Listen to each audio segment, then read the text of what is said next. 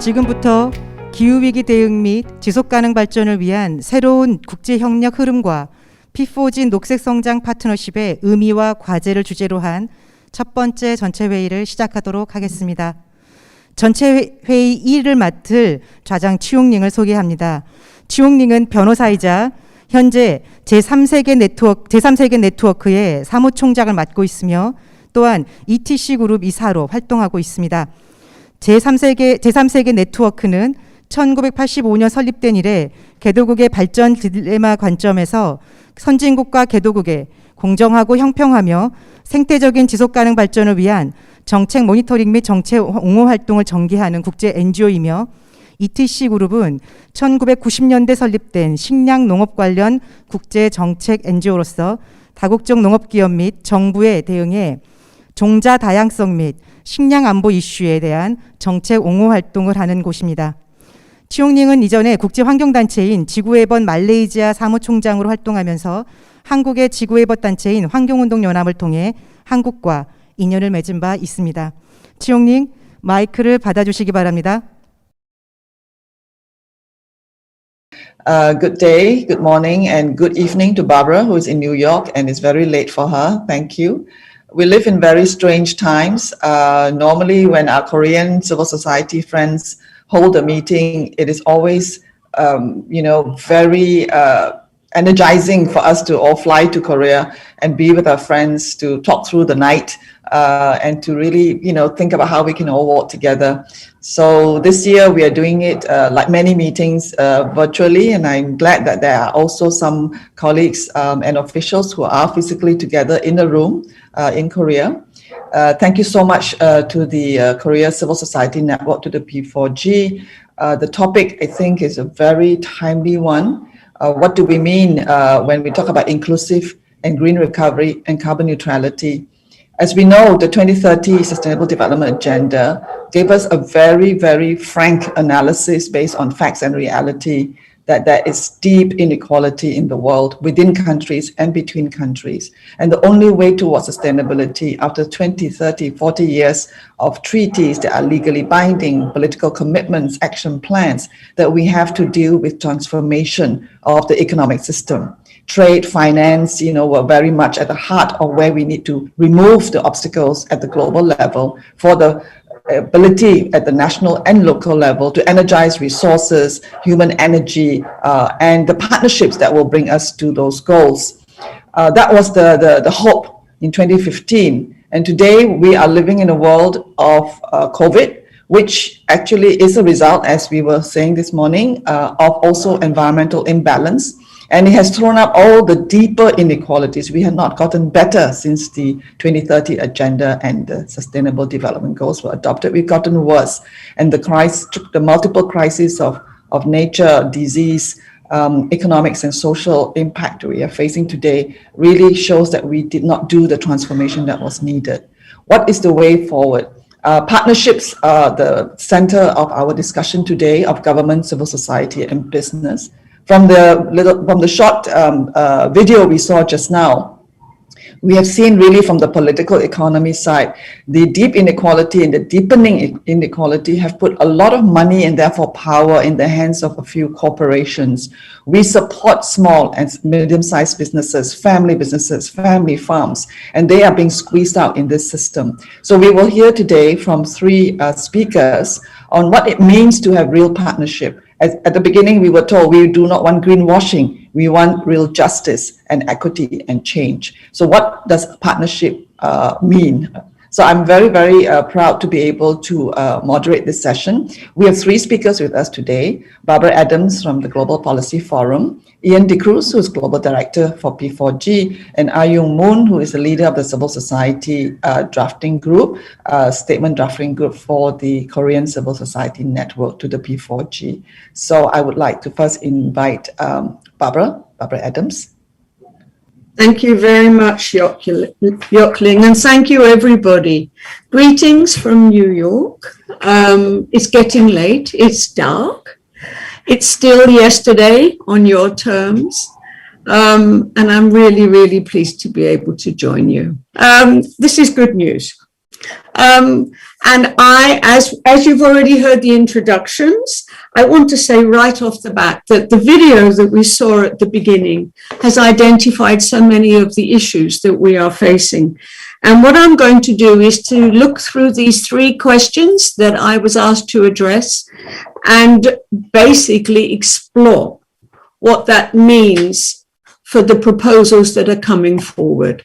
Now, a couple of days ago, in the United Nations, the UN Secretary General made comments on the governance of global commons. We don't often hear comments about the global commons. He made it very, very clear that we actually need to look more into what are the global commons and that better governance is needed. The message was very clear that we actually don't have adequate governance at the moment for the global commons. And I think it means we've got to immediately recognize that the global commons requires us to completely rethink and redefine what we understand by global threats. That the global threats that we are facing extend beyond military and traditional national security. And the concept of security threats is usually now, using the language global commons, applied to the climate crisis and to pandemics. And as I think we've heard already, we really must make sure that this includes the full range of human rights, issues of inequalities, access to public services, food security, and so on. And what are the implications for governance? Because that's really what I've been asked to address.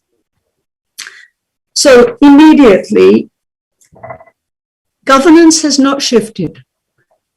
We have the governance setup is the same as that has resulted in the inequalities and injustices that we are looking to address. Not only is it the same setup, but in fact, it has been, and the video made that clear in a variety of ways, so much of the responsibilities and who the decision makers are has sort of been broadened, outsourced to include large corporations as well. So on the one hand, some people are arguing this is more inclusive, but inclusive of whom? Oh, my screen isn't moving. Can I get to the next slide?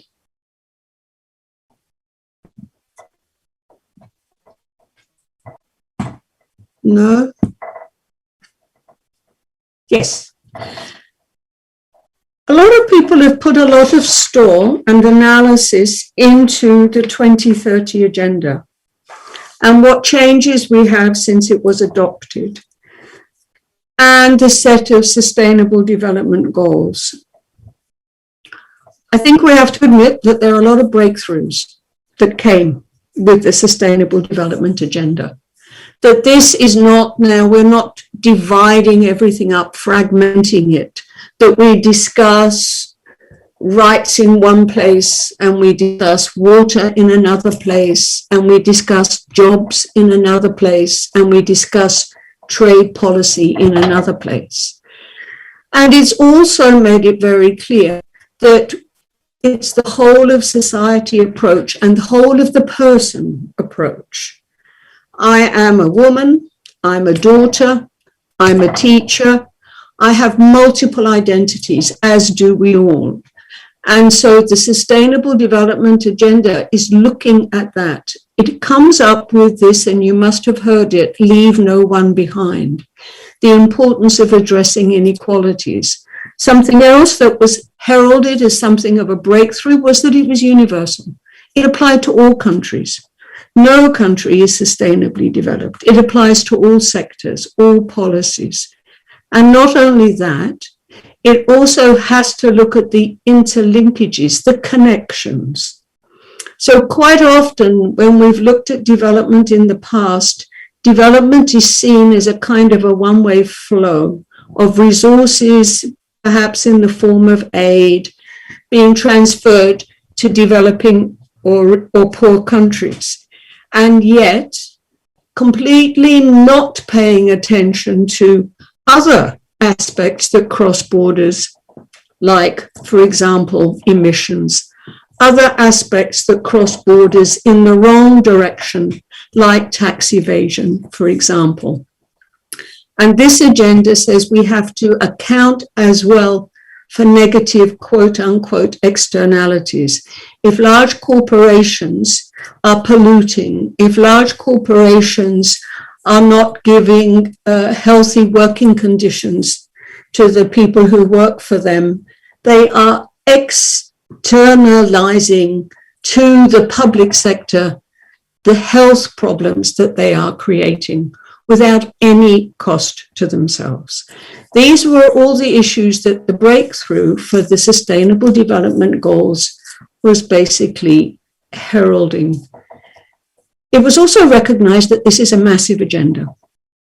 And so we had this, everybody's got to be involved, all hands on deck. Everybody has got to participate. It goes beyond government in that sense. And the emphasis has been, we need partnerships. We need partnerships, and we need partnerships of different types, multi-stakeholders. This is when here we go. But there's been no clarity. What's a stakeholder? A stakeholder is somebody who says, I care about it. Is it a volunteer? What is the difference among stakeholders? Some stakeholders have more influence than others. Do you actually only have your interests observed if you actively get involved? What are the implications for most people whose stake is in some form of democratic governance and that the government secures and protects their rights? They're not called stakeholders. Stakeholders are replacing rights holders. Also, where's the monitoring? Where's the oversight? How does it relate? How do these partnerships that have been created, how are they held accountable to reducing the threats to the global commons? Where is the monitoring? Everything is voluntary. There isn't any accountability articulated in partnerships to non-members of the partnership, to non-partners from that particular point of view. There are a number of codes and guidelines that are being developed, have been developed. They're all voluntary. The monitoring and accountability isn't there. The consequences for failing or for going in the wrong direction aren't there, other than through market mechanisms. How is progress and success of partnerships measured? How is it financed? Civil society approach to financing sustainable development and addressing inequalities basically emphasizes fair and progressive taxation. It does not emphasize tax evasion that builds up the wealth of corporations and then they will make a small contribution, perhaps, with regard to corporate social responsibility. And yet the prevailing narrative that we're hearing more and more, because we're aware that the problems are enormous, the prevailing narrative that we're hearing is the urgency to close this funding gap and that we have to turn not to tax justice, not to development justice, but we turn to the business and the corporate sector and we have to engage them, not only as partners, but also as leaders, because that's where the money is. And not only that, we are using more and more public money, limited taxpayers' money, to actually give them incentives to underwrite their potential loss, to be involved. I'm a member, as is Jockling and a number of people, in something called the Civil Society Reflection Group on the 2030 Agenda.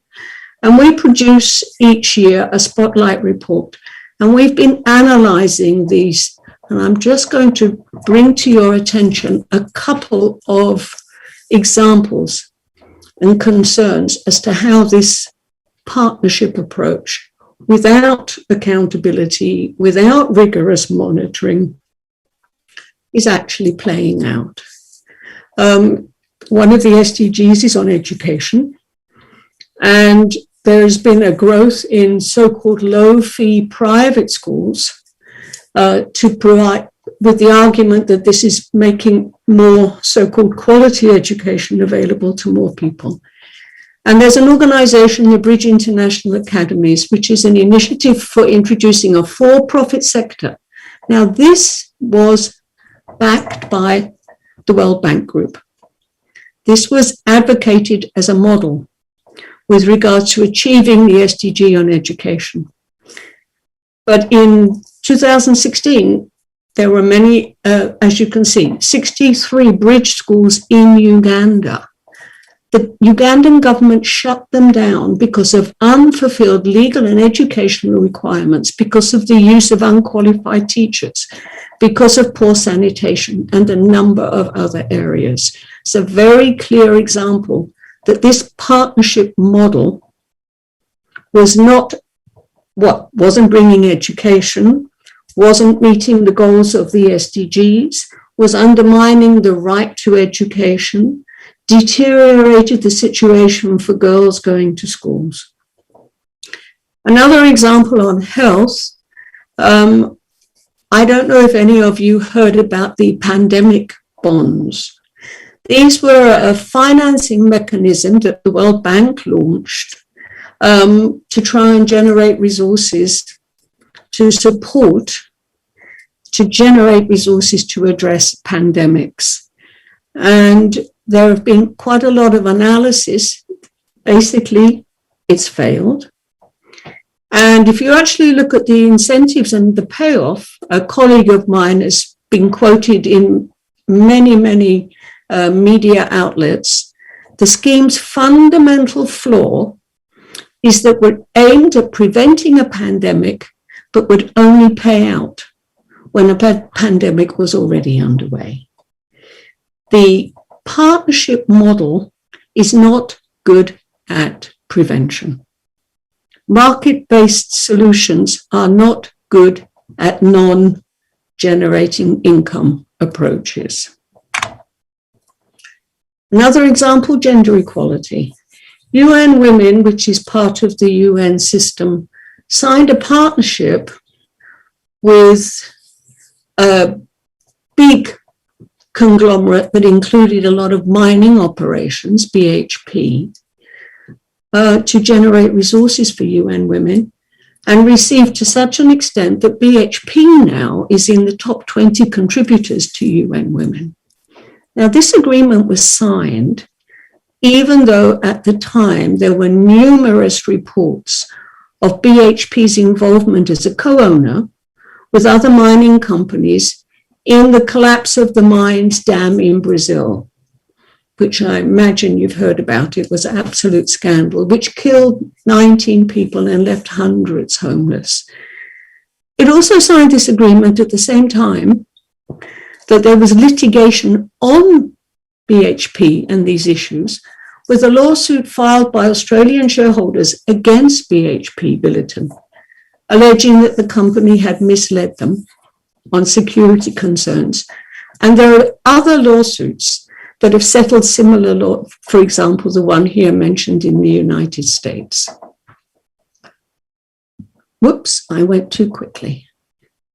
So now these are examples that are indicating that partnerships without accountability, without a whole different set of agreements, are not only going to move us further forward, they actually are increasing inequalities. There's been a lot of thinking inside the United Nations, because the United Nations is very committed to the partnership model in terms of sustainable development. And I'm not going to go over all of this, but I want you to just take a quick look at some of the different definitions here from some UN thinking with regard to partnerships. I think you can see here everything from unregulated partnerships without legal agreements, a recognition here that this is not what we're looking for. joint venture between partners with significant risk investment. Partnerships aimed at bringing about large-scale systemic and behavioral change. A lot of the argument in favor of partnerships is because of the need for money. A lot of the argument in favor of partnerships is the importance of having to go to scale. I couldn't help thinking with the language about carbon neutrality. Carbon neutrality, who's neutral? Do we take the whole planet and some are winners and some are losers, but as long as it comes out to so-called zero, it's fine?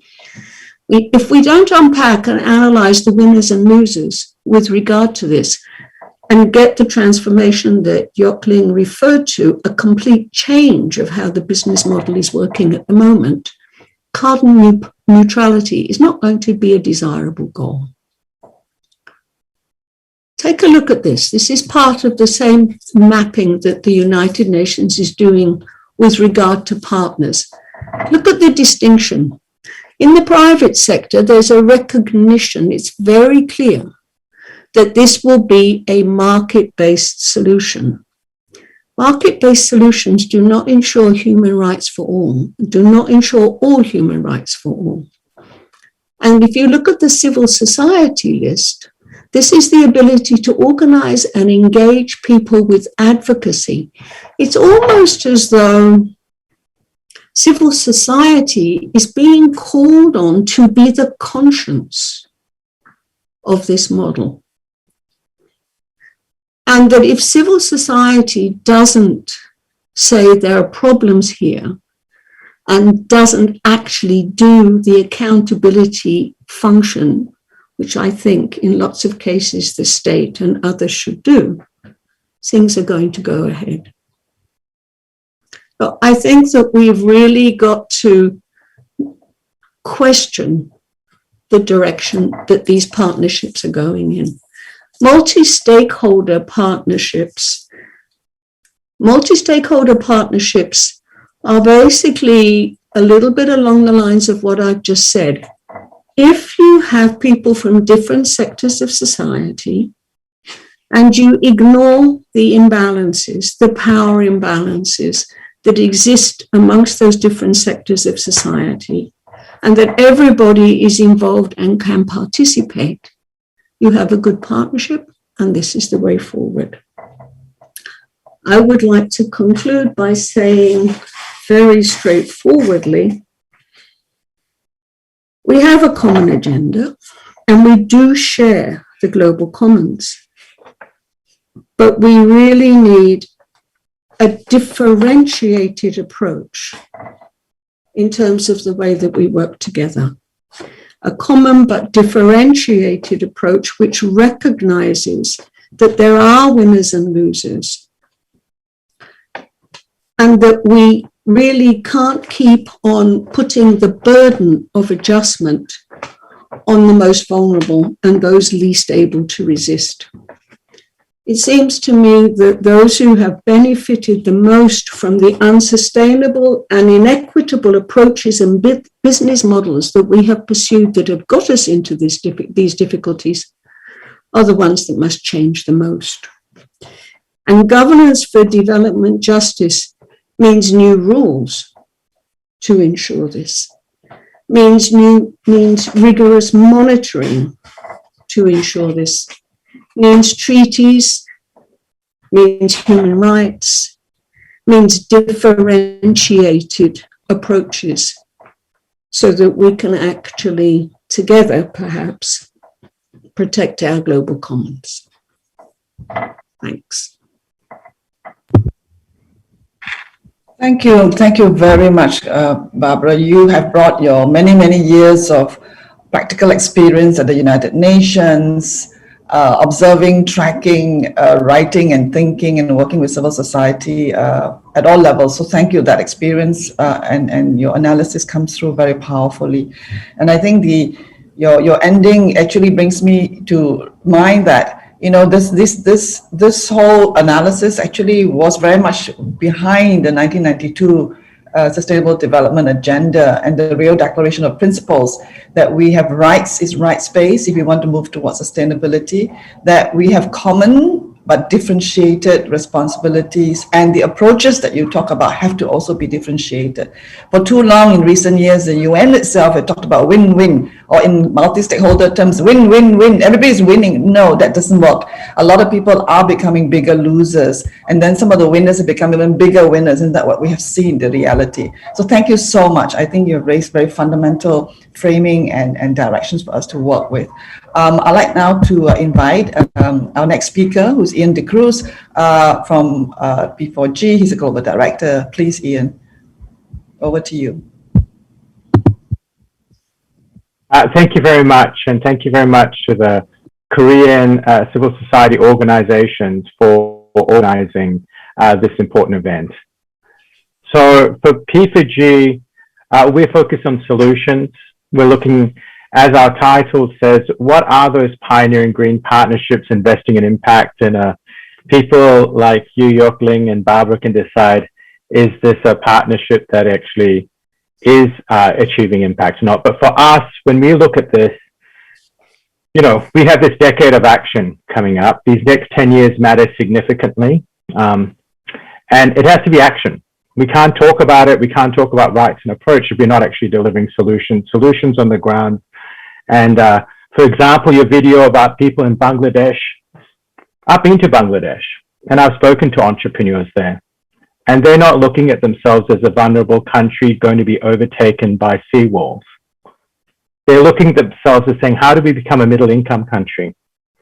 Yes, the fashion industry has had a significant impact, but I've been spoken to people like Mustafa Udin, who is a factory worker, owner of factories, and he's put the garment industry workers at the heart of that value chain, and looking at innovative concepts like circular fashion as a way to be at the start of a new reimagining of the fashion industry based upon the global pandemic. And I think that's at the heart of what P4G is. P4G is looking to be a delivery mechanism for sustainable development and climate action. And we do think that civil society plays an important role, not only in terms of as an advocate for certain climate change targets, as an example, but in your consumption patterns, what you choose to produce and get countries to help produce, and how your companies look to produce, and also in terms of what you invest in and what you choose to put your pension funds in. So we take a very action-oriented approach to finding solutions in this decade, because that's what the world needs. So in P4G, it's a partnership itself. It's a partnership of 12 partner countries. We have Denmark as a core funder with Netherlands, but we have Korea as the host of our summit coming up, the P4G, second P4G summit on the 30th and 31st of May.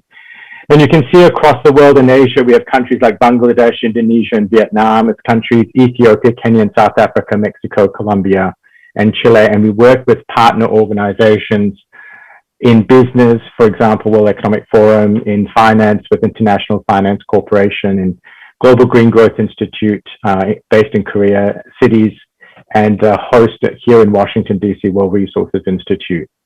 But at our heart, how do we judge success? We judge success because it's great to have plans, it's great to have commitments, it's great to have targets, but we need to have solutions. And we do need to have market-based solutions for the development of inclusive growth, sustainable development, and climate change. And we've created over 50 partnerships in 3 years. We've leveraged over $290 million of investment. The scale of impact at the ground is reflected in, for example, over 110,000 metric tons of annual CO2 emissions reduced, and over 500,000 people affected on the ground with access to clean energy. So for us, it's about, how do you find those solutions? How do you find those solutions in developing countries, where developing countries are at the heart of building back better and greener, at the heart of a transformation that investment and technology has to crowd in to those countries. So when we look at our approach, and what makes P4G unique, is that we have a very hands-on approach in the way we look at partnerships. It starts right from the beginning, that we co-create these partnerships. We're not just a funder of partnerships, but we really prospect and say which are the most innovative partnerships out there with this transformative potential that we can invest in for impact. And that is very much helped by national platforms in countries, for example, in Indonesia, and how we actually look to see how these solutions are aligned with national priorities. We look to accelerate these partnerships within our ecosystem and engage them in fora, including coming up in the next couple of weeks at the P4G summit, to see how we can scale those lessons, how we can transfer learnings between some of our countries. And then ultimately, for us, it's actually what we deliver on the ground. And a proxy for that is investment. And that's pretty important for us because at the end of the day, any good solution can't just rely on more technical assistance, more grant funding, one next cycle of grant funding to the next, because that is not sustainable. That's not actually driving a solution at scale and the speed required. And that's what we're looking for. So in P4G, we want to bridge the gap between the development world and from technical assistance and capacity building to say, how can these concepts and solutions actually become more investable by the private sector, more investable so institutional investors ultimately can crowd in to these decisions. Because if we don't do this, we'll just live in our own little worlds, all talking about things, but not actually doing things. And that's what we need to be doing this decade, is doing things.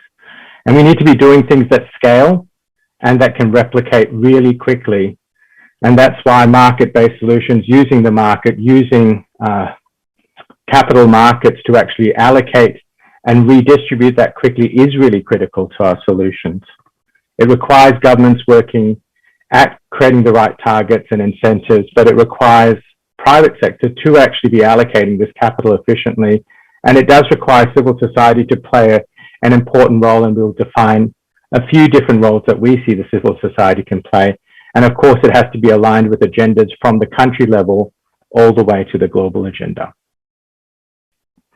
So here are three specific examples of partnerships that P4G is involved in, but where we want to define different roles of civil society. So the first one on the left, flawless, is about food loss and waste. It's a huge, huge issue across the world, and we are looking at partnerships in Indonesia, Mexico, and South Africa. And the concept behind this is, it is a partnership that's looking at food loss and waste and making that a national strategy. It's looking to set targets voluntarily that corporates do commit to. It's requiring this to be measured independently, and civil society is heavily involved in the verification and measurement of this food loss and waste. And ultimately, we think that this is something that can actually be invested in. And we're seeing slowly, for example, in UK, where this model first came about, that you can, and banks like Rabobank are looking at how you can create a financial product to incentivize corporates to put in the capital investment and to ultimately determine those operation savings. But within that partnership, there's a potential $85 billion opportunity to turn waste into an asset that has investment. And in Korea, as an example, a role for civil society is, you're a country that really is one of the leaders in the world on reducing individual household waste. And so a novel role for civil society in Korea is sharing those lessons learned. How did you take those systems, demonstrate that behavior change, measure that waste, but be able to really reduce it significantly? And how can you share some of those lessons in other countries around the world about the behavior change happening in Korea to do it? And so this is an example of a more innovative approach for civil society that Korea could take. The second one, Energize Africa, is a partnership that takes retail investment in UK, for example, for amounts as small as $50 to invest directly into small, medium enterprises and entrepreneurs on clean energy in places in Africa, including in our partner country in Kenya. And so it's a really good example, despite all the constraints of the pandemic, they've been able to present a proposition where you can invest as little as $50 into entrepreneurs directly into places in Africa. So for civil society and people here in Korea, this is an opportunity to see how could you invest directly in small, medium enterprises in developing countries.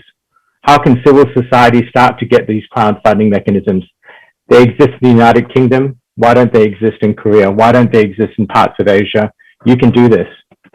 So civil society doesn't only have to be about advocating. It doesn't have to be about lecturing. It can actually be about doing, and it can be about investing.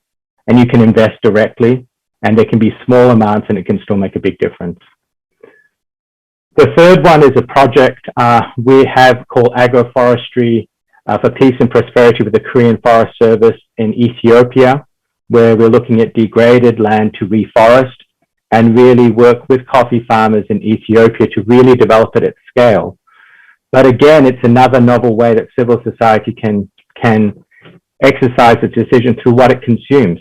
And so the consumption of those coffee beans in Korea and some of your coffee shops, which directly invest into this partnership, can be used to actually help regenerate and reforest these areas. So again, another novel way that civil society, through your consumption patterns, can incentivize the right kind of development, that can be self-sustaining within a mechanism that actually has the potential to be commercial.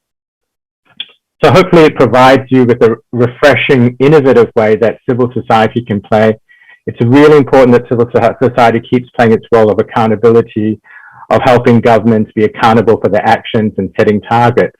But hopefully you see in these three examples, there's a really wide spectrum and roles that civil society can play in partnerships, in your consumption patterns, in the way you invest, and in the way you share your knowledge across your global ecosystem. So I was asked to talk about partnerships and lessons learned, and this is a practitioner's perspective. This is actually doing work in country, in developing countries over the last 3 years in over 50 partnerships, taking high risk, high impact partnerships and seeing which ones have succeeded and which haven't. And when we've done that, we've very quickly come to some key lessons learned. And one of the first ones that we have learned is that you have to start with an understanding of what is the business model and what is the plan for implementation. It's not about purpose. It's not about a good plan. It's not about a good commitment. It's not about even a good policy change. It's what is your solution and who's driving that solution. And for us, if you don't have an entrepreneur really driving that solution, it won't pull through. It will be theoretical, it'll be conceptual, but it won't be practical and won't be able to be implemented. And that's really important. We're looking at decisions which will drive actual solutions on the ground that can be implemented. So it's really important to find that entrepreneur. It's really important to find that business model that can drive action as well as create impact on sustainable development goals and financial projections. And the leadership of that team matters a lot. And this comes to the second point, is you need really resilient, innovative, and entrepreneurial leaders, because what we're asking them to do is come up with something incredibly novel in the way Elon Musk came up over 10 years ago with the concept of an electric car, which the automobile industry just completely thought he was crazy. But that is that kind of disruption that's needed and a kind of visionary leader that we need to crowd in and support, but who has the resilience to actually go through a lot of challenges.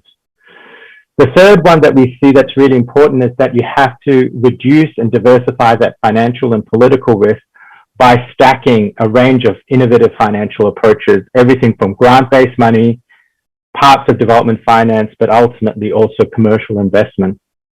But you've got to get that going. But it's in a way that there has to be a sense of what is the return. It can't just be free money after free money after free money through grants.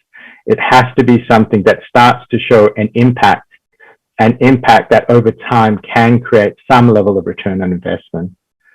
And ultimately, there needs to be some of those core fundamentals, like a market where there is regulation, where there is transparency in decisions, where there is an ability to trust the legal systems so that those contracts can apply, that the regulation can be transparent, that there is a chance for this market to actually flourish if these decisions are made.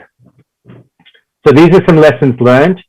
And in each one of our partnerships, we ensure we have a non-government partner who is the administrative partner as a key, because that is an important safeguard with a private sector component and with some sense of government partners. And the best of these non-government organizations and civil society partners are on the ground implementing these results. They're actually delivering these solutions. They're working in a way that they're trying to advance something that is commercially viable, as well as bringing social and environmental impact, and that they have proven credibility in the methodologies they use. But what is really important, it's not an entity that only seeks traditional overseas development assistance and keep perpetuating it. So it may sound a bit provocative, but there are non-government organizations out there that just want to service their business model as well. And so, you know, I saw quite a lot of commentary about the evils of the multinationals, and that could well be the case for some.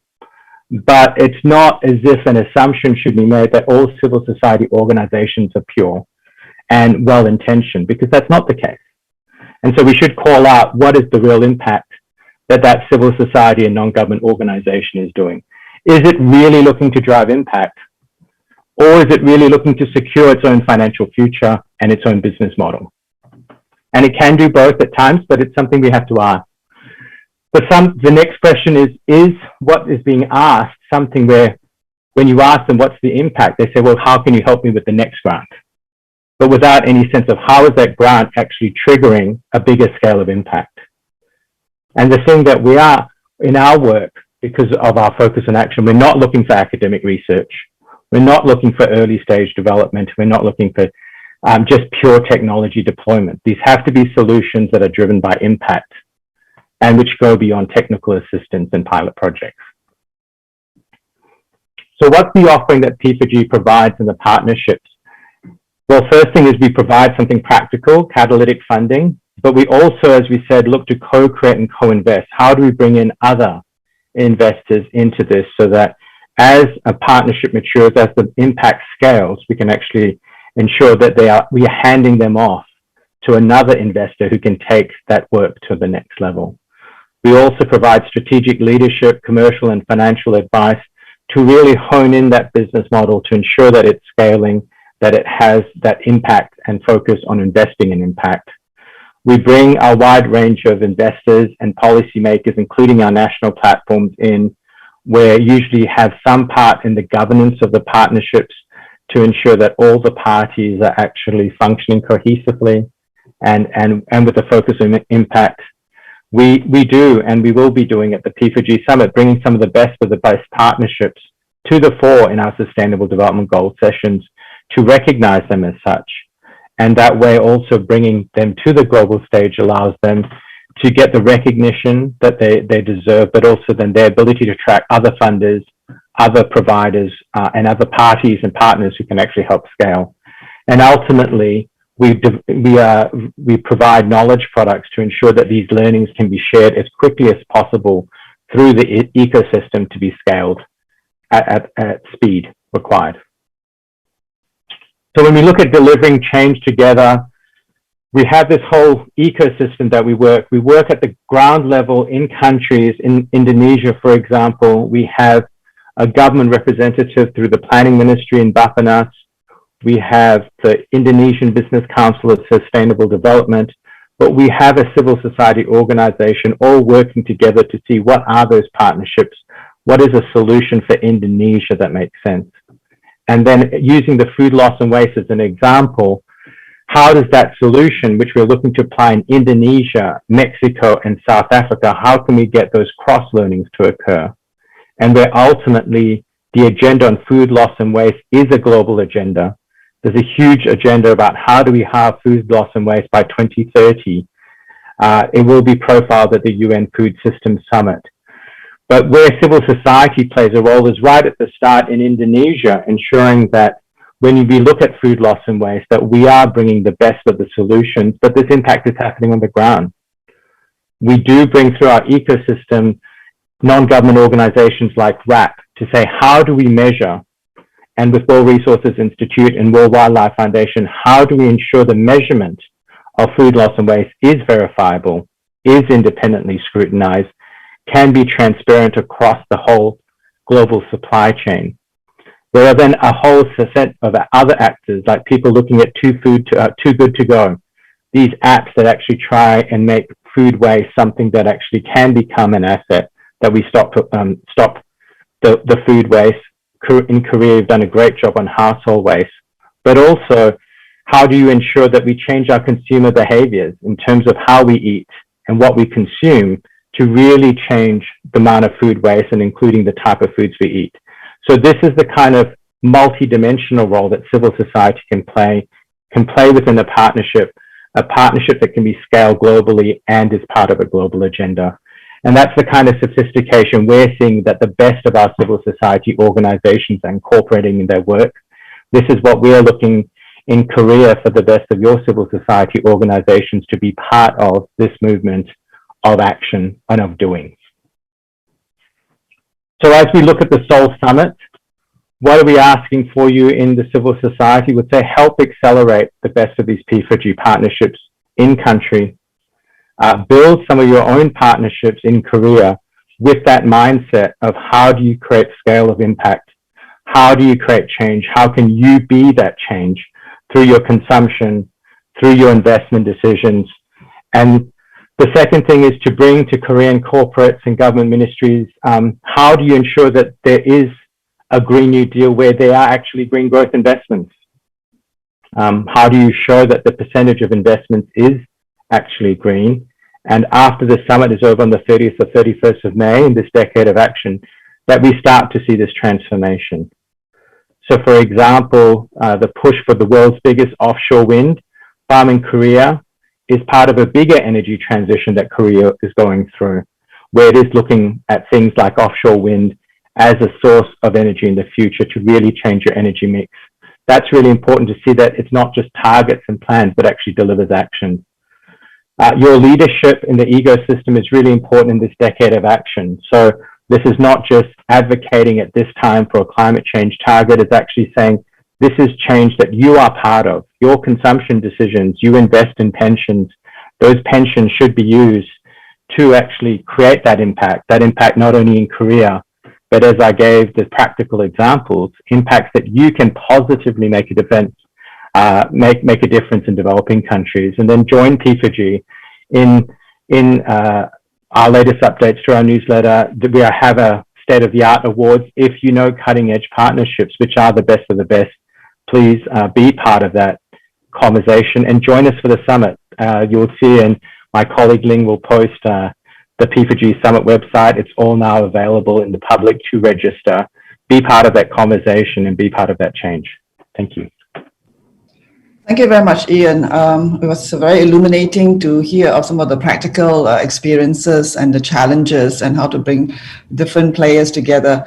I think that, the experience of decades of work at the local and national level where, solutions have not only been about advocacy, but also, real, I think of agroecology, which has today become the operating principle.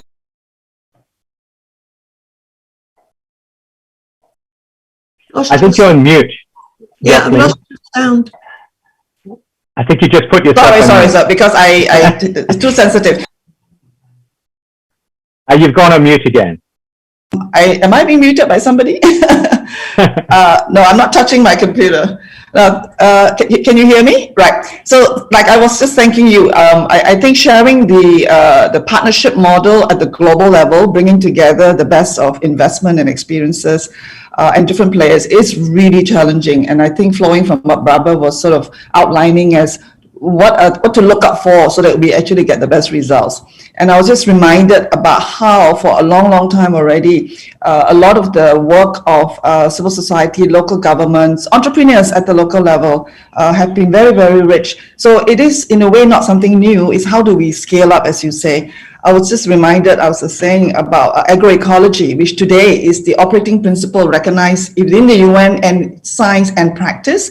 But with it comes a very challenging package. How do we ensure seed laws and rights of farmers and land tenure and diversity is kept, and then the marketing chain in terms of local food supply? And I really appreciate your bringing up consumption and behavioral change.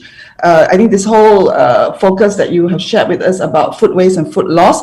I remember in China, Malaysia, we're all now looking at, my God, within a short 2 decades, 3 decades, we are suddenly, because the food system has changed, the consumption pattern and who is in the food production has changed. So suddenly we find ourselves having this negative consequence of what do we eat, how do we eat, and what do we throw away? So I think these are really a whole bunch of issues. In Indonesia, the Indonesia Alliance of Small Peasants have been fighting to get policy space about the right to have seeds that they can continue to nurture and reuse and not become private property. So I think these are the things we have to remove in terms of the legal obstacles that will not allow us to go towards what you are describing as the ultimate delivery of action. So thank you so much. I will now move to a perspective really from our friends in Korea. As we all know, Korea has been really a country where a lot of green technology, innovation on the technological front, has been very much admired. The organizational ability of the state and tapping,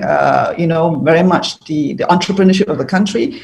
And at the same time, civil society has been very much very involved in solutions and also pointing out where things have gone wrong. So I'm very happy to invite Young Moon, leader of the civil society statement drafting group from the Korea Civil Society Network to the P4G. So Ayung, over to you. Thank you very much, moderator. Good morning, good afternoon, and good evening. My name is Ayung Moon. I'm a representative of the drafting TF of Korea CSO's Network to 2021 P4G Summit in Seoul. And I'm also a representative on an NGO called Peace Momo, which is trying to connect peace issues with public education in our daily life. So it's my great pleasure to be a part of this discussion with you, Ji-hyuk Ling and Barbara Adams and Ian de Cruz. Since this forum is hosted by the Korean government and supported by the Korean government, I would like to speak in my first language because we do have professional translators here, and I did make my presentation in English and Korean. So there will be no problem for my colleagues. And before I start, I'd like to thank you, Denise, and the members of the steering committee of Korea CSO Network. It has been a lot to do, but we made it. So I really, really appreciate. And the staff members here, and the participants as well. 저는 이 P4G라고 하는 회의에 대해서 작년에 여기 함께하고 있는 데니스가 이거 중요하다, 봐야 된다, 막 이렇게 한국 시민사회 이야기를 했어요. 그래서 이게 뭔데 또 봐야 되지? 이렇게 생각하면서 이게 뭘까? 이랬었어요. 근데 이제 1년이 지나고 2021년이 되면서 본격적으로 이 플랫폼에 대한 여러 가지 고민을 좀 하게 됐습니다. 그래서 오늘은 저희 이 P4G 대응하는 한국민간위원회가 같이 고민했던 내용들을 제가 대표로 말씀드리도록 하겠습니다. 넘겨주세요. 첫 번째로 제가 굉장히 주목해서 보고 있는 것은 P4G가 전면에 내세운 목표예요. 시장 주도의 해결책이라고 내세우고 계시거든요. 영어로 표현된 걸 보면 Market Driven Solution이라고 하거나 또는 Market Based Solutions라고 명기를 하고 있습니다. 이걸 딱 보는 순간 약간 의문이 드는 거예요. 마켓이 드라이브를 하면 공공의 이익은 어떻게 될까? 다음 슬라이드 열어주시겠어요? 왜냐하면 시장이라고 하는 것이 몸을 키워서 소득을 내고 이익을 만들어서 그것이 사회에 분배되는 방식으로 우리는 성장했다라고 이야기하지만 앞서서 바바라 아담스가 이야기하셨던 것처럼 앞서서 부를 축적한 사람들, 그 부가 사회 전반에 제대로 평등하게 재분배된 사례가 많지 않습니다. 흔히들 우리가 트리클 다운이라고 말하는 낙수 효과 라고 하는 것은 존재하지 않는다라는 이야기도 많이 하고 있죠. 그래서 시장이 리드하는 새로운 플랫폼이라고 했을 때 걱정이 앞서게 됐어요. 저는 이런 걱정은 굉장히 근거 있는 걱정이라고 생각합니다. 왜냐하면 공공의 이익이라고 하는 것을 사적 이익을 추구하는 집단인 기업 주도의 방식으로 해결책을 만든다라고 했을 때 과연 우리가 빠뜨리는 부분이 없을까라는 문제의식이 있는 거죠. 다음이요. 그래서 지금 고민되는 지점 두 가지를 비교해 보면 하나는 시장 기반 해결책이라고 하는 P4G의 워딩이고요. CSO 그룹 한국의 민간위원회가 제안하는 방식은 시장 기반 해결책이라고 하는 것은 도구일 수 있으나 그것이 목표가 되기는 좀 어렵지 않은가라는 생각을 하면서 공익 기반한 해결책을 목표로 하는 다양한 주체들의 거버넌스가 P4G의 핵심 목표가 되어야 하는 것 아닌가라는 생각을 합니다. 이 얘기가 사실 크게 다르지 않다라고 P4G 측에서는 말씀하실 수도 있어요. 물론 이 공익에 대한 고민에서 탄소 배출량을 획기적으로 줄이고 에너지 전환을 이루겠다라고 하는 목표로 출발하셨기 때문에 이런 고민이 담겨 있다라고 생각을 합니다만 언어는 존재를 규정하잖아요. 그러니까 무엇으로 자기를 대표하는가라고 했을 때 시장 기반 해결책이다라는 표현이 담지 못하고 있는 부분에 대해서 지속적으로 이야기하는 것은 중요하다고 생각합니다. 어디 서 있느냐에 따라서 보이는 것이 다르기 때문이고 또 선포한 것에 따라서 행위가 규정되는 것도 있죠. 그래서 CSO 그룹에서는 공익 기반 해결책이라고 하는 것에 대한 고민, P4G의 고민이 얼마만큼 있는지에 대해서 좀 궁금합니다. 다음이요. 살펴봤어요. 그랬더니 P4G가 선택한 방식과 또 CSO 그룹이 고민하는 방식에 약간 격차가 있더라고요. 제가 앞서 말씀드렸던 공익 기반이냐, 이익 기반이냐, 시장 기반이냐에서의 차이인데요. 보시게 되면 문제가 있다. 지금 해결해야 될 기후위기라는 문제가 존재하고요. 그 문제를 해결하는 과정으로서 마켓, 시장이 역할을 하겠다.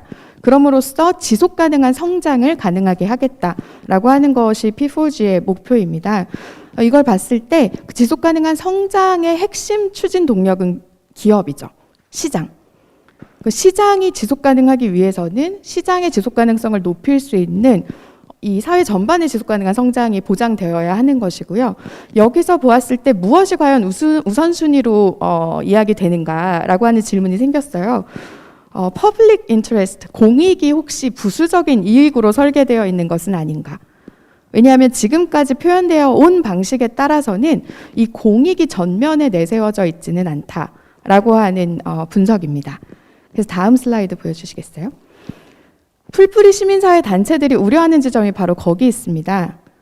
시장의 지속가능성이 전체의 지속가능성을 담보할 수 있는가라고 하는 질문, 그리고 공익, 사익 사이의 경계를 짓기가 굉장히 어렵지만 사적으로 추구된 이익이 공적으로 배분되기 위한 경로가 충분히 설계되어 있는가, 여기에 대한 질문도 그 자리에 있습니다. 그래서 지금 풀뿌리 시민사회가 제안하는 방식은 출발은 똑같이 문제예요. 어떤 이 기후위기라고 하는 상황, 문제의 진단은 동일하지만 이 문제를 해결하는 방식은 시장을 포함한 굉장히 다양한 이해관계자들이 있어야 한다라는 접근이고, 그리하여 이것의 목표는 무엇인가? 지속적인 성장이 아니라 지금 저희가 직면하고 있는 이 멸종, 기후위기의 재난 속에 도래한 멸종이라고 하는 이 위기를 어떻게 멈출 것인가? 라고 하는 것이 풀뿌리 시민사회 단체들의 문제의식이자 요구입니다.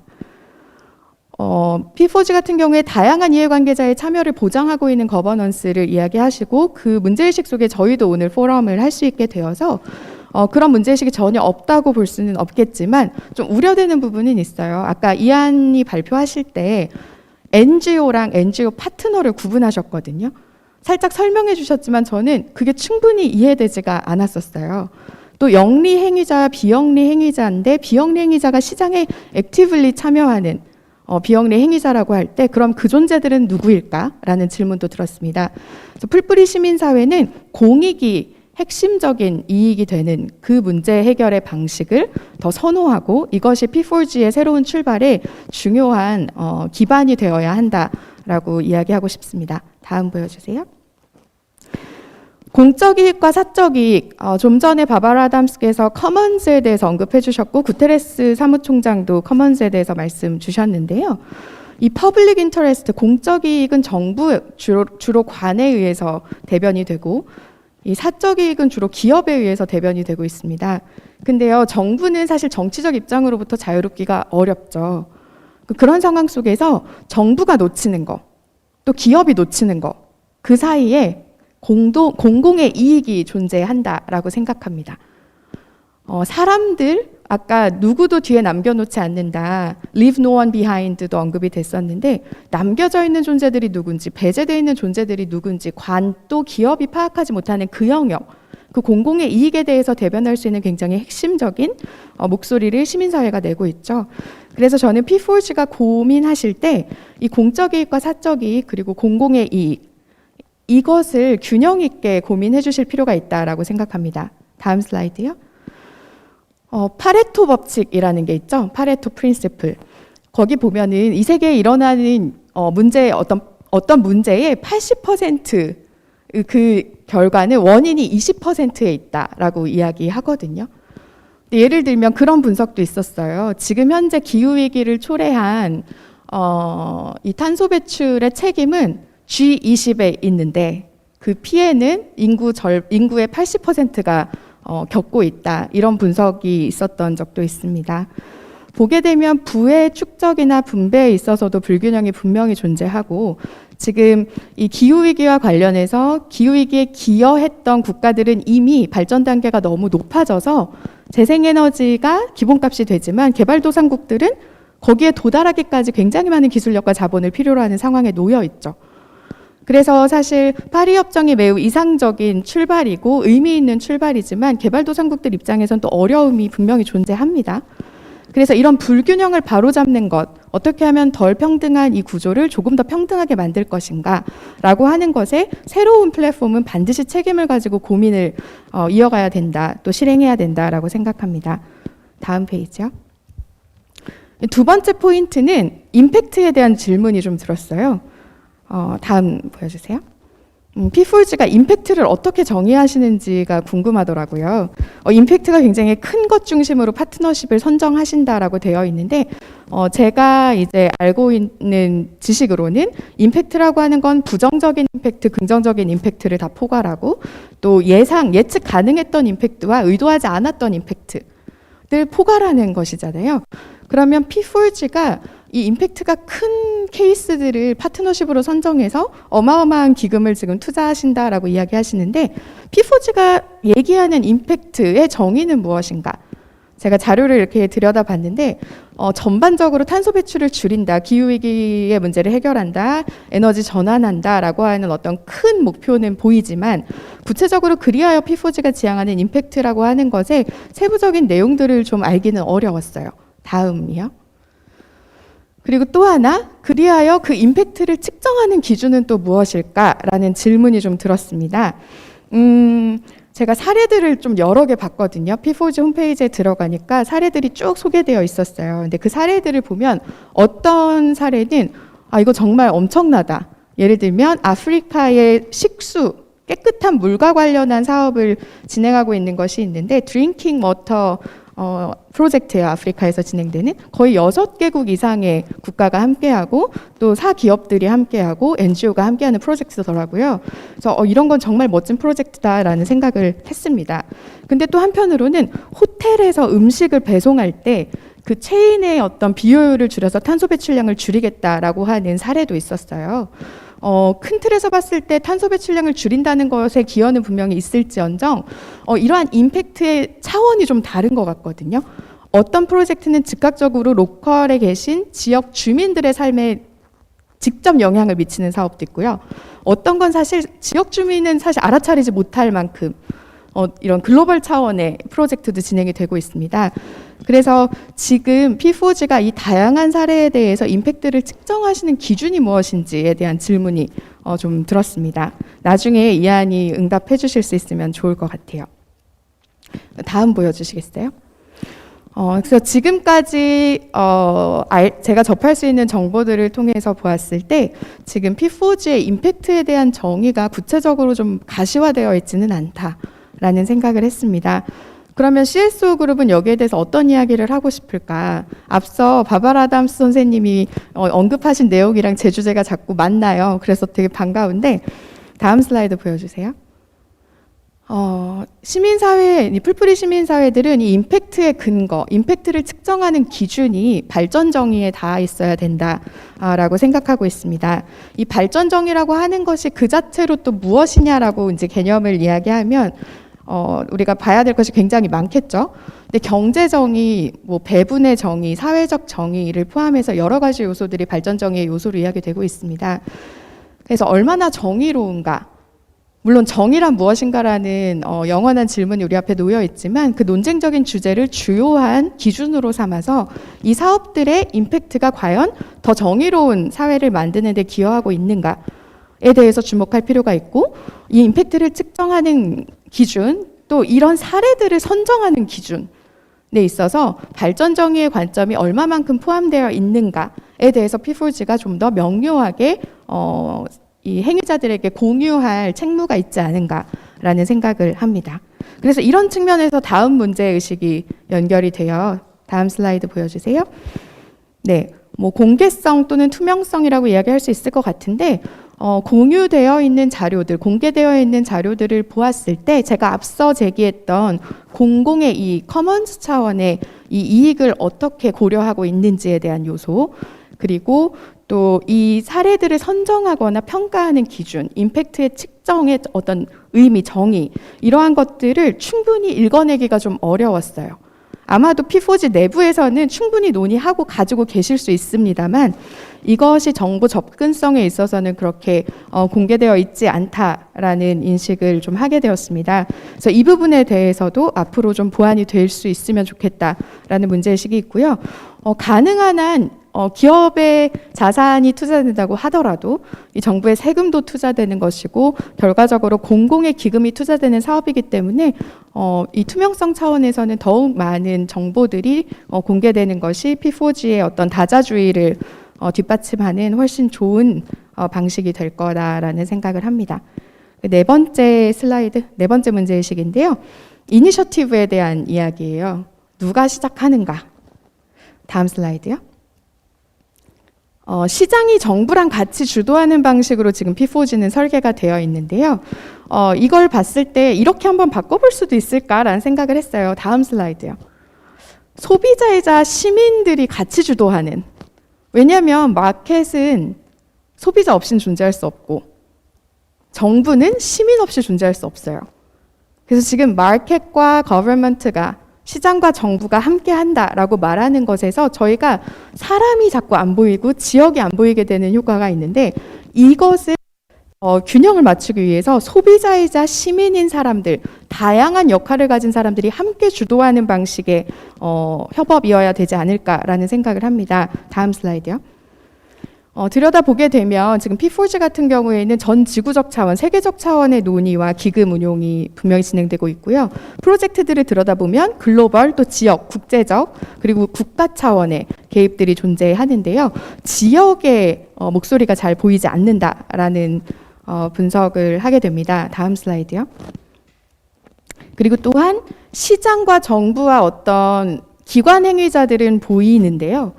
정말 풀뿌리 지역에서 활동하시는 지역 주민들의 목소리, 또는 어떤 프로젝트의 핵심 당사자가 되실 분들의 목소리, 또 풀뿌리 시민단체들의 의견이 들려줄 공간은 가시화되지 않았다. 그 공간이 과연 있는지 의문입니다. 이번 시민사회포럼도 이 한국민간위원회가 요청해서 이 자리가 만들어진 것으로 알고 있어요. 그래서 P4G가 그래스루트, 풀뿌리 시민단체들의 참여를 어떻게 보고 있는가, 여기에 대해서도 저는 질문을 좀 드리고 싶었습니다. 다음이요. 네, 보시게 되면 이제 한국 민간위, 저희 민간위가 모든 한국의 시민단체를 대표할 수 없습니다. 대표성이 좀 부족하죠. 근데 누구도 모든 것을 대표할 수 없지만 또 모두가 대표가 될 수 있는 것이 민주주의라고 생각합니다. 다양한 입장이 존재하는데요. 지금 한국의 여러 시민단체들이 이 P4G에 대한 우려를 전하면서 보이콧을 하고 계세요. 그 이유를 좀 살펴볼게요. 넘겨주세요. 그린워싱이다라고 하는 비판이 가장 큽니다. 왜 그린워싱이라고 할까요? 다음 슬라이드 보여주세요. 그린워싱이라고 하는 세 가지 핵심적인 이유가 있습니다. 첫 번째는 너무나도 강력한 시장 지향성이고요. 두 번째, 공익이라고 하는 것의 낮은 가시성. 그다음에 세 번째, 언행불일치.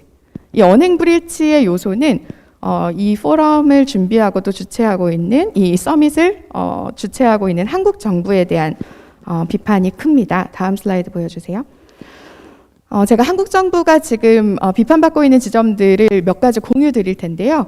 정부 관계자들이 이거 보시면서 아니 국제 행사에서 왜 우리 정부 좋은 얘기 안 해주나 서운해하실 수도 있어요. 근데 서운해하지 않으셨으면 좋겠습니다. 거버넌스의 핵심은 다양한 이해관계자가 협업하는 것이잖아요. 이것은 응당 들어야 되는 비판이 맞다. 물론 첫 술에 배부르랴라는 이야기 아까 나오기도 했었는데 저희가 잘 출발하려면 초기 설정이 매우 중요한 것 같거든요. 그래서 이 이야기에 꼭 귀를 기울여 주셨으면 좋겠습니다. 한국 시민사회, 한국 정부에 대한 비판, 특히 이번 P4G를 보이콧하시는 시민단체들은 세 가지 포인트를 들어서 비판을 하고 계십니다. 첫 번째는 한국 정부가 2050 탄소 중립을 선언했음에도 불구하고 신규 석탄 발전소를 건설하고 있습니다. 2050 탄소 중립이 실현되기 위해서는 최근 자료에 따르면 2030년 이후에는 어떤 석탄 발전소도 운영돼서는 안 된다라는 데이터가 있어요. 근데 지금 현재 한국 정부의 플랜대로 간다고 하면 2030년 이후에도 42개 정도의 42기의 발전소가 운영이 되어야 하는 것으로 알고 있습니다. 그래서 이렇게 정책, 앞으로 이야기하시는 탄소 중립이라는 목표와 구체적인 로컬 맥락에서의 정책의 시행 방향이 일치하지 않을 때 P4G의 핵심적인 역할을 하려고 하는 한국 정부와 그 한국 정부가 함께하고 있는 P4G에 대한 신뢰에 좀 문제가 생기는 것 같아요.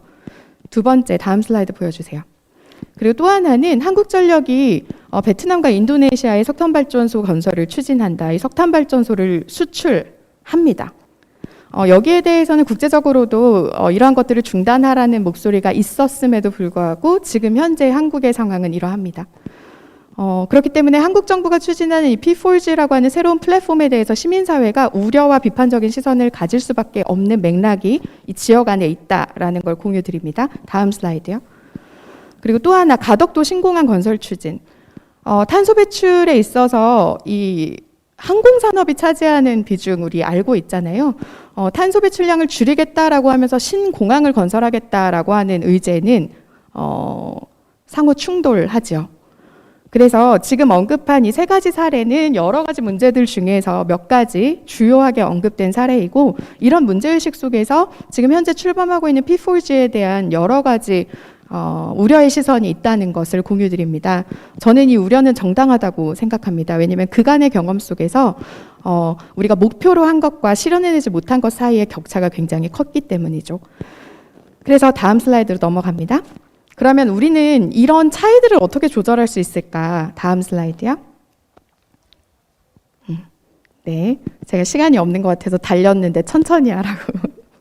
네, 보시게 되면 지금 경제 그 공공의 이익이라고 하는 거 역시 정부 주도의 공공의 이익 아까 제가 말씀드렸었는데, 경제적인 이익의 측면과 정치적 이익의 측면 사이에서 중간을 찾는 거, 균형을 찾는 거 참 쉽진 않을 것 같아요. 그렇지만 정부는 시민을 대변합니다. 물론 시민의 범주에 포함되지 못하는 많은 존재들도 계세요. 난민분들도 그렇고 미등록 이주민분들도 계시고, 그래서 사실 관은 완벽하게 공공을 대변할 수 없습니다. 근데 그럼에도 불구하고 정부가 탄소 중립과 관련해서 어떤 목표를 가지고 실행을 하신다라고 했을 때 경제적 이익과 정치적 이익, 이 균형 사이에 아까 말씀드렸던 공공의 이익에 대한 고민을 좀 깊이 해주십사라는 이야기를 드리고 싶습니다. 다음이요. 우리 한국에서만 사용하는 것 같지 않던데 우리 표현 중에 왜 두 마리 토끼를 다 잡는다라는 표현 있죠? 네. 그 보면 P4G가 두 마리 토끼를 다 잡으려고 하는 것 같아요. 녹색도 잡고 성장도 잡으려고 해요. 야심이 저는 되게 좋다고 생각했습니다. 실제로 혁신적인 기업들을 보았을 때 어떻게 저런 생각을 했을까? 와, 저런 기업이 주도적인 기업이 되면 세상이 좀 바뀌겠구나라는 생각을 하게 될 때도 있어요. 근데 우려되는 것은 녹색을 잡는 것보단 성장을 잡는 게 더 빨라 보입니다. 지금까지 그랬어요. 녹색을 계속 뒤로 미루고 성장만 중심으로 해왔죠. 말로는 녹색 성장이었지만 녹색이 과연 더 늘어났는가라고 우리 자문해 보면 그렇지 않은 것을 다 알고 있습니다. 그래서 눈앞에 더 크게 보이는 성장이라는 토끼를 또 쫓게 되지 않을까라는 고민이 있어요. 다음 슬라이드요. 다음 슬라이드요. 근데 저는 그런 생각을 합니다. 지금 풀뿌리 시민단체들이 이야기하고 싶은 것은 토끼를 잡지 않아도 되는 미래를 같이 만들어보자 라는 이야기죠. 그동안 너무 많은 희생 위에서 성장이라는 것이 만들어졌습니다. P4G도 그 문제의식 속에서 다른 경제, 다른 시장, 이 세계의 전환을 기획하고 계신 것 같아요. 근데 그렇다고 하면 이 다른 미래를 함께 만들어갈 파트너들을 좀 더 다양하게 초대해야 될 필요가 있다라고 생각합니다. 다음 슬라이드요.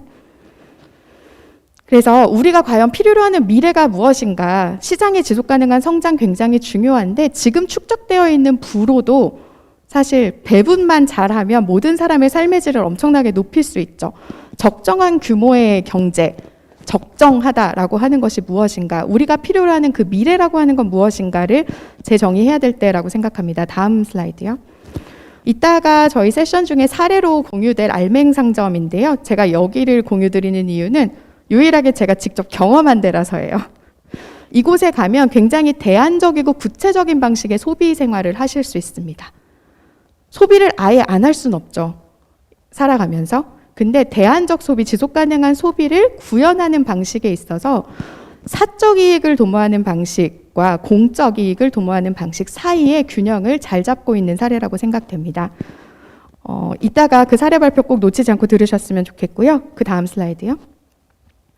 저는 우리가 필요라고 하는 것을 재정의해야 된다라고 생각합니다. 우리가 정말 필요로 하는 것인가? 이게 진짜 필요한 것이 맞는가? 그래서 필요의 우선순위에 따라서 앞으로 우리가 만들어가야 할 어떤 구조들에 대한 합의, 그 합의의 과정에 다양한 의사결정의 주체들이 참여할 수 있는 그런 사례들이 늘어갔으면 좋겠고, P4G가 의미 있는 이 파리 협약의 이행 시작인 21년, 지금 시작하는 이때에 정말 필요한 논의들을 놓치지 않고 공공성에 대한 고민을 정말 깊이 가져가 주셨으면 좋겠습니다. 이제 거의 다 끝났습니다. 다음 슬라이드요. 근데 기후위기 논의와 여러 논의들 속에 이것만큼은 제가 꼭 언급하면서 오늘의 발제를 마쳐야 될 것 같아요. 스톡홀름 국제평화연구소의 자료에 따르면 작년에 군사비 지출이 2.6% 증가했습니다. 코로나19 상황에서도 군사비는 늘어났어요. 근데 대비되게도 세계의 GDP는 4.4% 감소했습니다.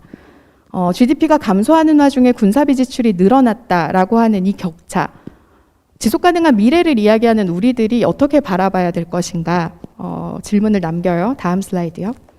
저희가 지금 이 포럼을 진행하는 과정 속에 가자지구의 공습은 현재 진행형입니다. 좀 전에 확인한 바로는 팔레스타인 보건당국의 발표에 따르면 지금까지 민간인 103명이 사망하셨고 그중에 27명이 어린이라고 합니다. 이라크 전쟁 때 탄소 배출량을 계산했었더라고요. 나중에 어떤 단체가 이라크 전쟁 때 탄소 배출량을 계산해봤더니 최소 1억 6천만 톤, 최대 5억 톤의 탄소를 배출했다라고 해요. 지금 현재 이스라엘과 팔레스타인에서는 엄청난 탄소 배출이 일어나죠. 우리가 기후위기를 얘기하면서 애써 외면하고 있는 주제가 있는 것 같습니다. 세계는 계속해서 전쟁을 준비하고 있죠. 다음 슬라이드 부탁드립니다. 네, 저는 그래서 우리가 필요로 하는 미래로 가기 위해서 많은 것을 재설계해야 된다고 생각합니다. 그 경로를 재설정해야 될 때고 그 과정 속에 새롭게 출범하는 P4G가 부디 불편한 이야기, 굉장히 비판적인 시각이라고 하더라도 환영하면서 환대하면서 정말 거버넌스의 좋은 사례를 만들어 주십사 하는 말씀을 드리면서 저의 발제 마무리하도록 하겠습니다. 감사합니다. Thank you very much, Ayun. I think you have raised some very fundamental questions.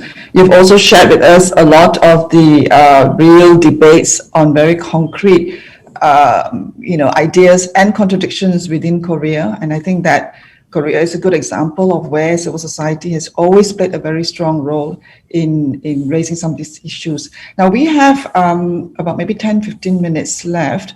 I would like to, there was a question to Barbara and to Ian in the chat box about it's a big question, how can civil society overcome the power imbalances and monitor partnerships related to the green transition agenda and engage its partners in the mechanism of cooperation? I think a lot of questions that came out in the last presentation from Ayun is also really addressed to the two of you. So I don't see any other questions. But I see some responses and some links for information about P4G that Ian has posted. So I'm going to I'm going to ask Ian, and then after that, Barbara. I'll give you each maybe about 4 minutes, 3 to 4 minutes, because I think there's a lot of stuff here. Okay, Ian, please go ahead. You have about 3 minutes. Yeah. Thanks, Yokling. We welcome the feedback, Ayang, from you. I think that there's 3 key questions asked. What is public interest? How is that defined in P4G? And it's pretty straightforward for us. And it kind of answers the question about how do we help with civil society where there may be differences in capacity in different countries. The good thing is there has been a universal response from all countries to climate change commitments, to sustainable development goals, and to national plans. So as a proxy for how countries have seen their commitment to implement climate action, to commit to implement sustainable development, they've laid out those plans. And so when we define public interest in P4G, it is critical that all our partnerships actually respond to these specific sustainable development goals and climate change. We go further where we speak to those countries and civil society organizations in country to see how their public interests, as defined in these national plans, come out and what their priorities are, whether it's access to clean energy, whether it's to provide for food security and food nutrition, whether it's about providing access to transportation. These fundamental rights for people is what is at the heart of our partnerships and solutions. So when you ask, how do we define public interest? It's pretty straightforward. It's really referring to what is reflected in the plans of countries, in their climate actions, in their sustainable development goals. And yes, there are times when civil societies aren't as strong at the local level, but we have found global NGOs being able to step in to help support that at times. And we have seen that. And I'll give you a practical example of partnerships which have both local interests and local NGOs and global NGOs working together. So in Ethiopia, we have this partnership called Sustainable Food Platform. It's about looking to find nutritious biscuits that many school children eat in Ethiopia, but it's rather than get it imported, we're looking to get local manufacturers to produce it with the livelihoods of smallholder farmers, with Dan Church A, which is a more global Danish NGO, but who have local chapters in Ethiopia. It's working with a local biscuit manufacturer in Ethiopia and Danish corporate expertise. But ultimately, what it's creating is a whole new standard of nutrition that never existed in Ethiopia, in biscuits, creating transparency in these standards, creating effectively a proxy for what nutrition can be in Ethiopia for school children. This is a very practical example that is in the public interest, that is dealing with food security and food nutrition in Ethiopia, that is changing from an importing of biscuits to a local manufacturer of biscuits with a local manufacturer. This is what P4G is doing. And there's a potential that if it really starts to produce a scale of biscuits, can this be scaled in Ethiopia? Can this be scaled across other countries in East Africa as an export opportunity? That is a market-based solution that has public interest, that has local buy-in, that has clear social impact. And this concept that you can't grow and do green is a misnomer. I've come from work in new climate economy. It's about the innovation. And you have answered it for yourself, Ayang. It's how do we transform the economy? You can transform consumption and production patterns, which can still grow economies, but in sustainable ways. A practical example is mobility and transport. We're seeing in electric buses the development of models that can be more commercially sustainable, replace diesel buses. With a sharing economy, you have the opportunity to transform transportation where people can have access to jobs. You can drive a new way of energy integrating with transport and in ways which actually can create sustainable growth. Thank you very much, Ian. Barbara, you have 3 minutes too. I think the question on public interest is really, really pertinent. I think that the reality is that civil society is part of the private sector. It's not part of the public sector. But the thing that is very different for many civil society organizations, and I completely agree with Ian, frankly, that civil society is very diverse and not all of it is committed to some of what we're talking about at the moment. But the thing that's interesting about civil society is a part of the private sector, if you like, whose motives and whose work are to strengthen the public sector.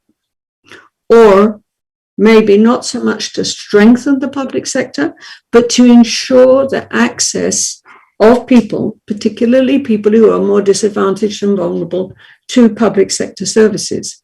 And so it's very, very difficult to then listen to that approach that doesn't actually want to strengthen it. So that goes back to some of the comments earlier about tax evasion and so on, and some of what we all know is some of the advocacy. The market, I mean, I agree that that market solutions are a part of the picture. I don't agree that market solutions are the solution.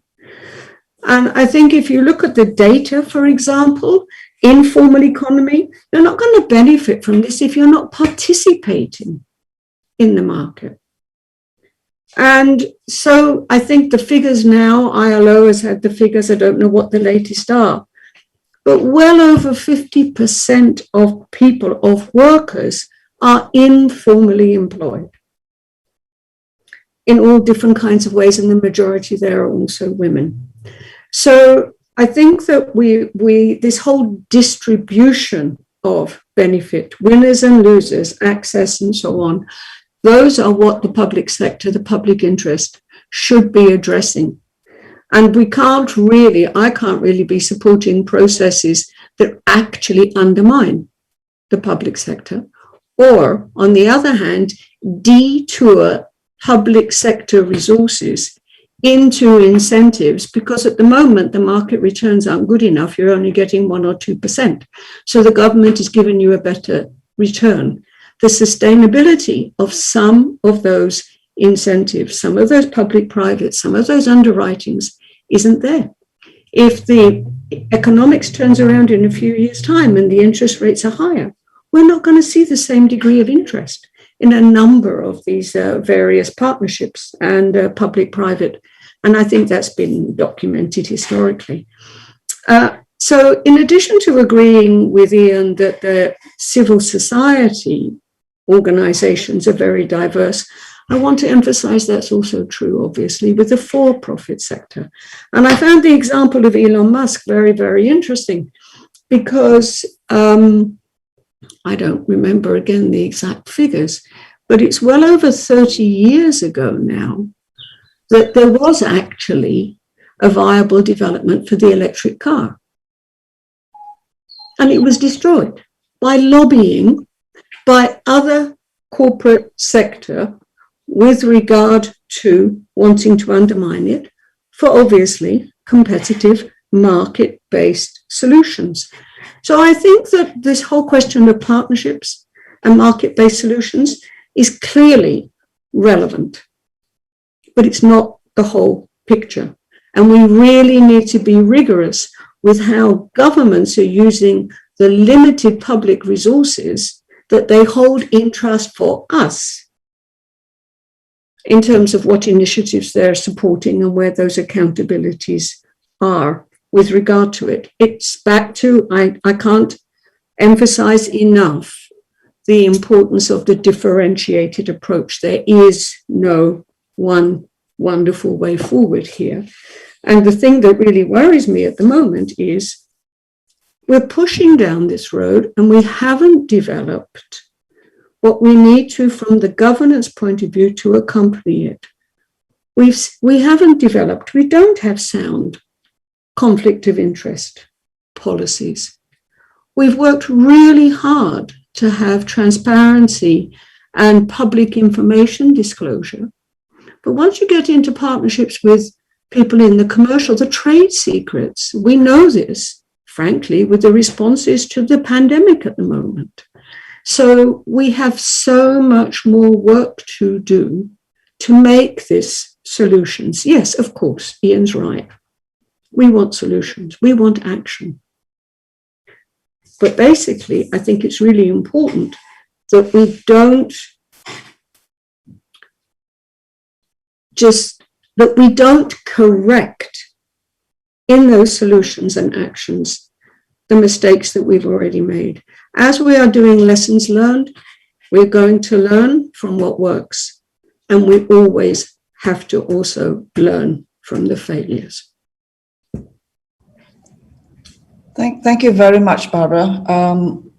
This has been a really very important and not just thought-provoking, but really challenging us all in our different spaces of what we do. Because I really feel that we have very common aspirations where we want to see things change, especially now we're living in a world where the urgency could not be much more emphasized. Yeah. I think it's also very clear from what the gaps are that partnerships like P4G is trying to fill is where's the financing, yeah, where's the investment, and how do we garner the creativity and the experiences together to have actions. And what has come up very clearly, and it's actually escalating with the COVID and its accompanying economic crisis, is that the leakage is even a mild word in terms of what we're talking about, tax evasion and all the incentives that for certain parts of the corporate world has become so powerful. They have had no accountability, not just in terms of governance or products, but also where the money is going. We look at the financial sector, financialization in the financial sector and of nature has extracted even more. So it's not that governments don't have public revenues. The revenues have all been sucked out, right? And the increase in the debt level in the last 12 months alone, with the same untransformed conditions from IMF, etc., is really very troubling because we are going to squeeze countries, and the more we squeeze, the more they have to look elsewhere. I totally agree with Ian when you say earlier on, we do not want to be always dependent on ODA. Actually, ODA model does not work because it was not supposed to be charity, but it became pieces of crumbs in here. That the same countries that get ODA, even grants, are the ones who actually have higher levels of debt at the same time. So that, I think, is the structural changes that we really have to move towards. Otherwise, we won't.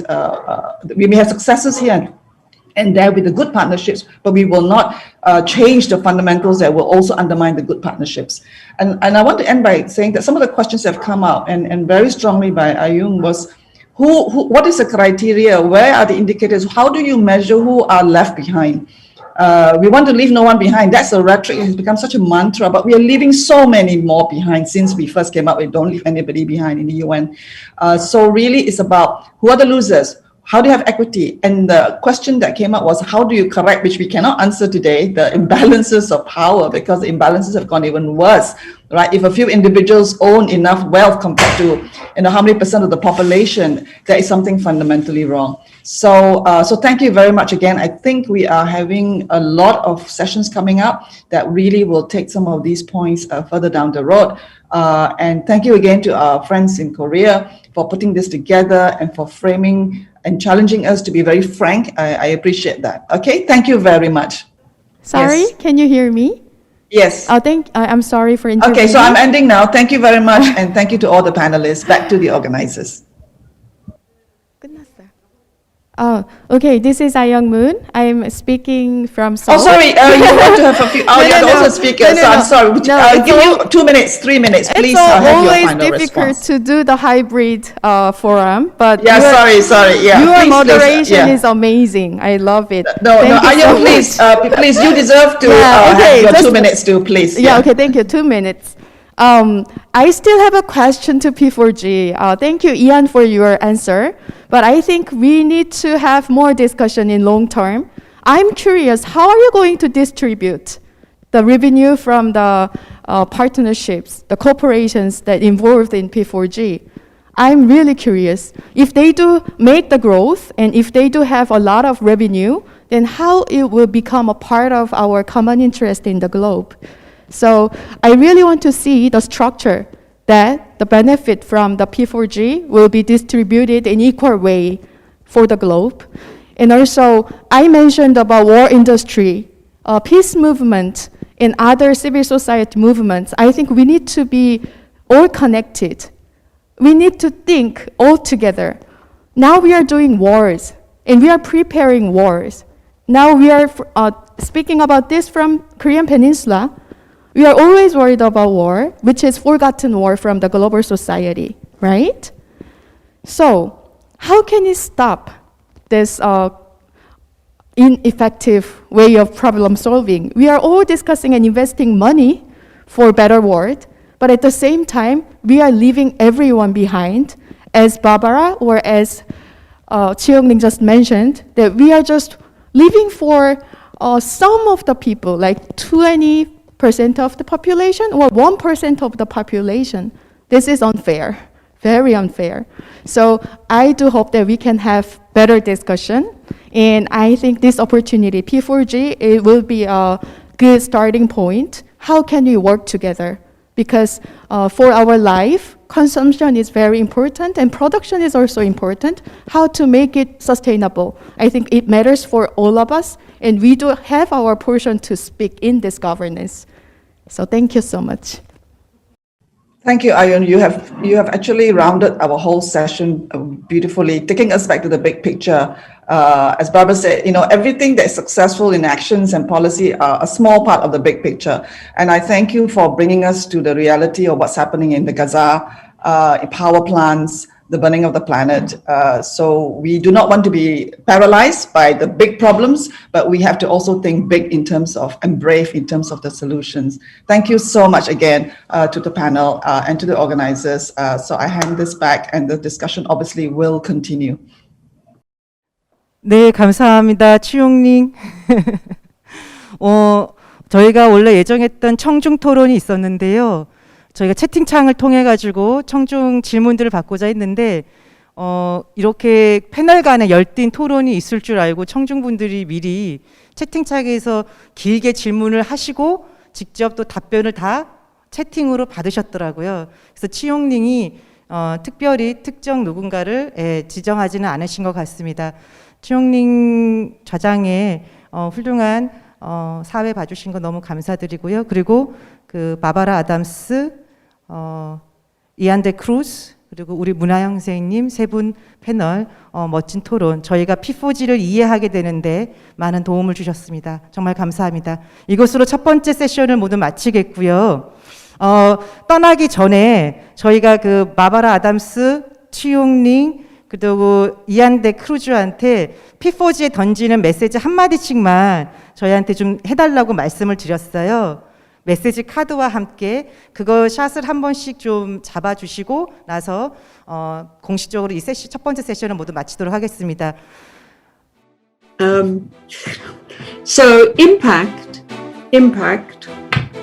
has to be measured by reducing inequalities of all kinds and committing to sustainability. My one line is that developing countries must be at the heart of the transformation to build back better and greener. I would say equity and justice have to guide all our actions from the local to the global.